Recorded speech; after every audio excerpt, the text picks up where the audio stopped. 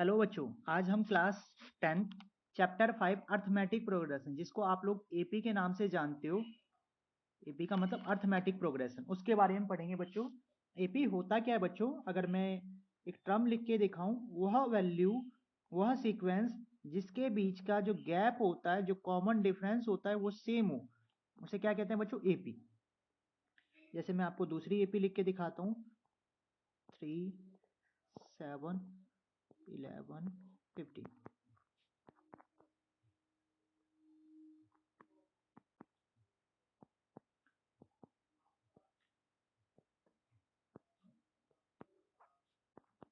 देखो बच्चों, अगर मैंने आपको 3 एपी लिख के दिखाई है। देखो, इनके बीच का गैप क्या है? 2 का है।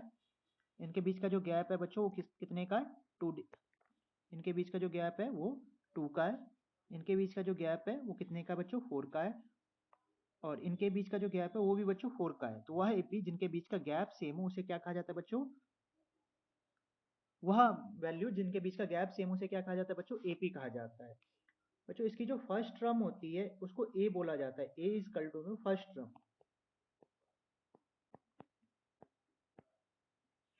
सेकेंड टर्म को बच्चों A2 को हम लोग A प्लस डी बोलते हैं। ऐसी बच्चों थर्ड टर्म को हम लोग A प्लस 2D बोलते हैं। ऐसी बच्चों हम लोग फोर्थ टर्म को A प्लस 3D बोलते हैं। मतलब जो भी टर्म लिखनी है उसमें से एक डी कम कर देते हैं, हमारी टर्म आ जाती है। ठीक है बच्चों, यहाँ तक। अब देखो बच्चों, मैं आपको एक सीक्वेंस लिख के दिखाता हूँ उसके बीच का। देखो बच्चों, मैंने लिखा 2, 4, 6, 8। यहाँ पे एक फॉर्मूला होता है बच्चों ए एन निकालने का। ए एन का फॉर्मूला होता है बच्चों ए प्लस एन माइनस का 1 मल्टीप्लाई बाय डी। इस फॉर्मूले को एक्सप्लेन करता हूँ बच्चों। फॉर्मूले में कहा क्या क्या गया है? देखो बच्चों, ये ए एन है। ए एन का मतलब होता है बच्चों लास्ट टर्म। ए एन का मतलब क्या होता है बच्चों? Last term. जो हमारे पास ए बोला गया है, ए का मतलब होता है बच्चों फर्स्ट टर्म, जो कि मैं आपको पीछे भी समझा चुका हूं। पहली टर्म, फर्स्ट टर्म।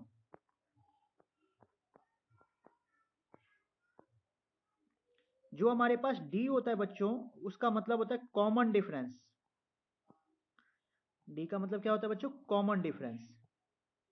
जो एपी होती है उनके बीच का जो डिफरेंस होता है उसको क्या बोला जाता है? डी बोला जाता है। और हमारे पास एन जो होता है, एन का मतलब होता है नंबर ऑफ टर्म्स। कितनी टर्म्स के लिए हमें निकालना है, वो जो वैल्यू होती है उसे क्या कहा जाता है? Number of terms. ठीक है बच्चों। ए एन में, ए एन का मतलब क्या होता है बच्चों? Last term. ए का मतलब क्या होता है? First term. डी का मतलब क्या होता है बच्चों? Common difference. और एन का मतलब क्या होता है बच्चों? Number of terms. देखो बच्चों, मैंने ए एन का मतलब भी बता दिया आपको, मैंने ए का मतलब भी बता दिया मैंने आपको, मैंने एन का मतलब भी बता दिया आपको, और मैंने आपको डी का मतलब भी बता दी थी। फॉर्मूला क्लियर हो गया बच्चों? अब हम आगे वाली वैल्यू पे चढ़ते हैं। मैंने आपको एक सीरीज लिख के दिखाई थी बच्चों। क्या सीरीज थी हमारे पास एपी की? हमारे पास सीरीज थी बच्चों 2, 4, 6। मान लो हमें इसमें कह रहा है एन की वैल्यू 30 है, हमें 30 टर्म निकाल के दिखानी है। तो बच्चों, मैं आपसे पूछूं ए क्या है, तो आप कहोगे 2। मैं आपको कहूं डी क्या है, तो क्या करते हैं डी के लिए? A2 minus A1। डी का फॉर्मूला होता है बच्चों A2 माइनस A1। तो 4 माइनस का 2 करोगे, क्या वैल्यू आ जाएगी बच्चों? 2। और एन तो है ही बच्चों। अब फॉर्मूले में लगाओ आप। फॉर्मूला क्या है? ए एन इजकल टू में ए प्लस एन माइनस का 1 मल्टीप्लाई बाई डी। तो बच्चों, हमारे पास ए एन सेम, A2 है, एन की वैल्यू हमारे पास 30 है, -1 मल्टीप्लाई बाय डी। क्या है बच्चों हमारे पास? डी की वैल्यू है हमारे पास 2। तो 2 प्लस यहाँ 29 आ जाएगा। 29 मल्टीप्लाई 2, 2 प्लस 29 की 2 से मल्टीप्लाई करोगे बच्चों 58, 58 और 2 60। ये तो बच्चों हमारा एक फॉर्मूले वाला तरीका हो गया, जो हमें फॉर्मूले से कैसे फाइंड आउट करना है। अब देखो सेम क्वेश्चन, और मैं एक आसान सा तरीका बताता हूँ आपको। देखो बच्चों, मैंने एपी लिखी थी जिसकी सीरीज थी 2, 4, 6, और एन था बच्चों हमारे पास 30। तो आपने कहा था ए इसका 2 है, और डी क्या था इसका बच्चों? 4 माइनस 2, 2। ठीक है बच्चों, मैंने क्या कहा था, आप 30वीं टर्म निकाल दो। तो बच्चों मैंने अभी शुरुआत में आपको फर्स्ट पेज पे मैंने आपको एक चीज़ बताई थी। मैंने क्या बताया था बच्चों आपको? मैंने कहा था जितनी भी वैल्यू उसमें से एक डी कम कर देना। क्या करना है? एक डी कम कर देना है। तो 30 के लिए 29 डी हो जाएगा बच्चों। ए क्या है बच्चों हमारा 2, और डी क्या है बच्चों हमारा 29 मल्टीप्लाई 2। तो 2 29 की 2 से मल्टीप्लाई कर दोगे बच्चों 58, 58 में 2 प्लस कर दोगे 60। देखो दोनों मेथड से हमारे आंसर क्या आ गए? सेम आ गए बच्चों। आप देख सकते हो यहाँ भी 60 है, और आप देख सकते हो बच्चों हमारा यहाँ भी 60 है। तो दोनों मेथड से आंसर हमारे क्या आ गए बच्चों? सेम आ गए। ठीक है बच्चों, पहला फॉर्मूला क्लियर। अब देखो बच्चों हम सेकंड फॉर्मूले के ऊपर चलते हैं। हमारे पास Sn होता है एक। Sn की वैल्यू होती है बच्चों n/2 2a plus n minus का 1 मल्टीप्लाई बाय डी। सेम वही टर्म होती है बच्चों, बस फॉर्मूला थोड़ा सा अलग होता है। n/2 2a plus n minus का 1 मल्टीप्लाई बाय डी। जैसे कि बच्चों मैं आपको एक क्वेश्चन करवा देता हूं इसके लिए। मान लो एक एपी है जिसमें जिसकी सीक्वेंस जो है, एक एपी की सीक्वेंस जो है वो हमें दे रखी है 2 7 फिर 12 सो ऑन, और n कह रहा हमसे 10। हम कह रहा है 10 टर्म का सम निकालने के लिए। तो बच्चों इसमें अगर मैं आपसे पूछूं a क्या है, तो a क्या है बच्चों 2। d की बात करें तो d क्या है बच्चों 7 माइनस का 2 5। Sn का फॉर्मूला क्या होता है बच्चों? Sn का फॉर्मूला होता है n/2 2a plus n minus का 1 मल्टीप्लाई बाय डी। ठीक है बच्चों, तो बच्चों Sn n की जगह पे क्या रख देंगे 10। हम यहाँ पे क्या करेंगे 10/2 2a।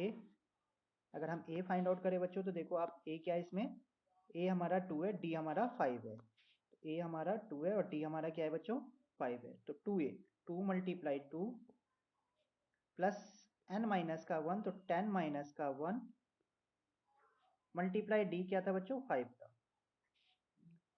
10 को 2 से डिवाइड करोगे तो क्या आ जाएगी बच्चों 5 आ जाएगी। 5 2 2 ज़ा 4 प्लस 9 5 ज़ा 45। 5 यहाँ से वैल्यू क्या आ जाएगी बच्चों 49, और 49 की 5 से मल्टीप्लाई कर दोगे आप लोग तो आपका आंसर आ जाएगा 245। ठीक है बच्चों, तो ये आपका आंसर है बच्चों। ये हमारा क्या है बच्चों Sn का मतलब होता है सम ऑफ टर्म्स। Sn का मतलब क्या होता है बच्चों? Sum of terms. Sum of terms, जो भी टर्म्स होगी उसका जो सम होता है उसे क्या कहा जाता है बच्चों? Sn कहा जाता है। ठीक है बच्चों, एक Sn का एक आपको और फॉर्मूला बताता हूँ। एक Sn का और फॉर्मूला होता है बच्चों, Sn का एक और फॉर्मूला होता है बच्चों। Sn का फॉर्मूला होता है बच्चों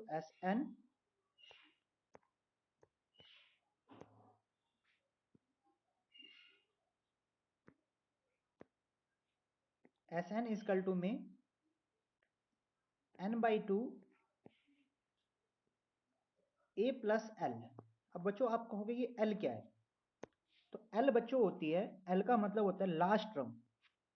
लास्ट टर्म, जो सबसे लास्ट में टर्म होगी उसे l कहा जाता है। बच्चों बहुत सारे क्वेश्चन ऐसे होंगे जिसमें l दे रखा होगा आपको l, और l सेम जो हम an पढ़ते हैं वही l होता है। जो हमारे पास an होता है वही हमारा l होता है। तो l और an दोनों क्या होते हैं? आपस में बराबर होते हैं। मैं इसके ऊपर भी एक क्वेश्चन आपको करके दिखाता हूं। मान लो एक एपी है बच्चों, एपी की सीक्वेंस दे रखी है हमें 34, फिर हमें 32 दे रखी है, फिर हमें 30 दे रखी है, सो ऑन करते करते लास्ट टर्म हमें 10 दे रखी है। हमसे कह रहा है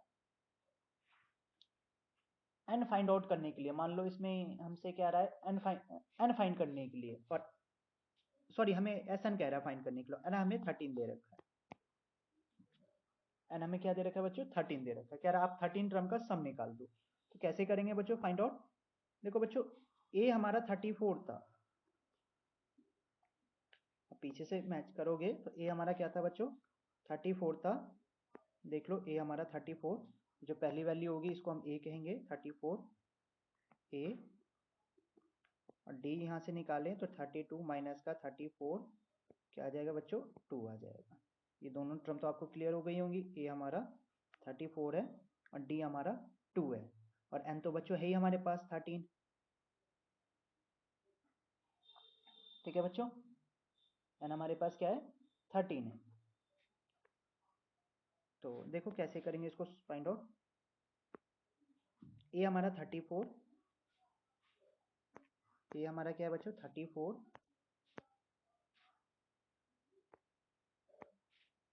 और डी क्या था बच्चों 34 माइनस का 32 क्या आ गई बच्चों 2। एस एन का फॉर्मूला क्या बताया था मैंने बच्चों n/2 a प्लस एल। देखो बच्चों एक चीज, अगर आप एक चीज गौर कर रहे हो तो हमारे पास इसमें एल है, एल यही तो टर्म होती है, एल जो होती है वो लास्ट टर्म तो होती है, लास्ट टर्म इसका क्या दे रखा है 10 दे रखा है, तो इसमें एल क्या आ गया बच्चों 10 आ गया। ठीक है बच्चों, एल क्या है इसमें 10 है। तो एन क्या था बच्चों 13/2, ए की वैल्यू क्या थी बच्चों 34 और एल क्या था बच्चों हमारे पास 10। तो 13/2 इन दोनों को प्लस कर लोगे बच्चों 44, 2 से 44 22 बार में डिवाइड होता है, और तो 22 की 13 से मल्टीप्लाई कर लोगे बच्चों तो हमारा आंसर आ जाएगा 286। ये आपका आंसर है। तो मतलब बच्चों अगर हमें एल दे रखा हो तो हम इस मेथड से भी निकाल सकते हैं। ये जो मेथड है हमारा SN में a प्लस एल, इस मेथड से भी निकाल सकते हैं। आई होप आपको ये वीडियो समझ में आई होगी। अगर आपको ये वीडियो समझ में आई है बच्चों तो please like share and subscribe, और भी इम्पोर्टेंट वीडियो के लिए हमारे साथ जुड़े रहें। थैंक यू बच्चों।